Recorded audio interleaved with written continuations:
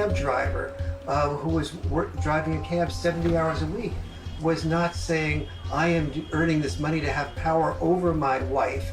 He was earning this money even though it took power away from his life. He was doing that so his child wouldn't have to drive that cab. The garbage collector does not get up at 3 or 4 in the morning in rain and sleet and snow and get out to do the garbage so he can have more power over his wife. That's power he's losing over his life in order to make his contribution, his sacrifice, his way of loving.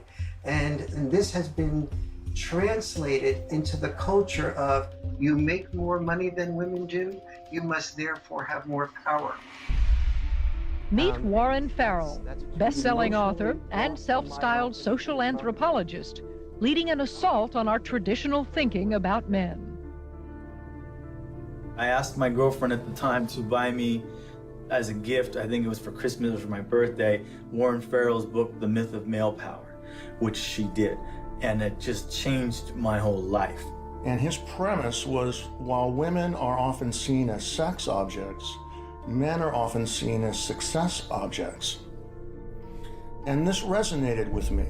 He wrote this book that questioned our notions of power, of who had power and where it was. And it questioned the roles of men, but not the way feminists had always questioned gender roles.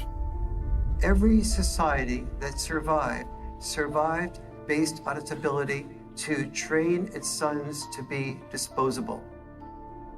Disposable in war as warriors, disposable in work as firefighters, as workers on oil rigs and so on, coal miners, and indirectly, therefore, disposable as dads.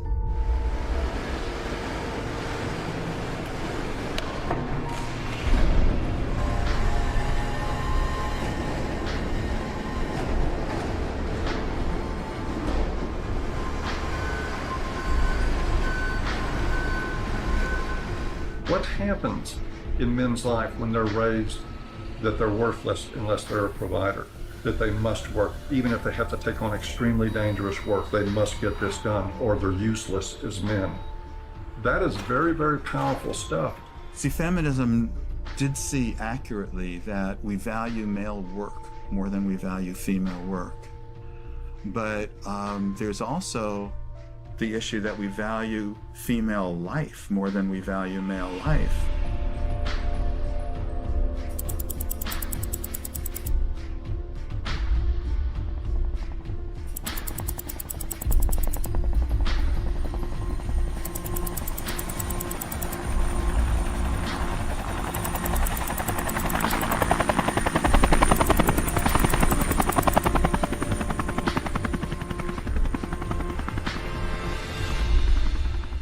Even when that plane went down in New York City a few years ago, and that, the pilot was a hero for the way he landed it and saved everybody. Word arrived over the citywide fire frequency that a commercial jetliner was in the water with 155 people on board.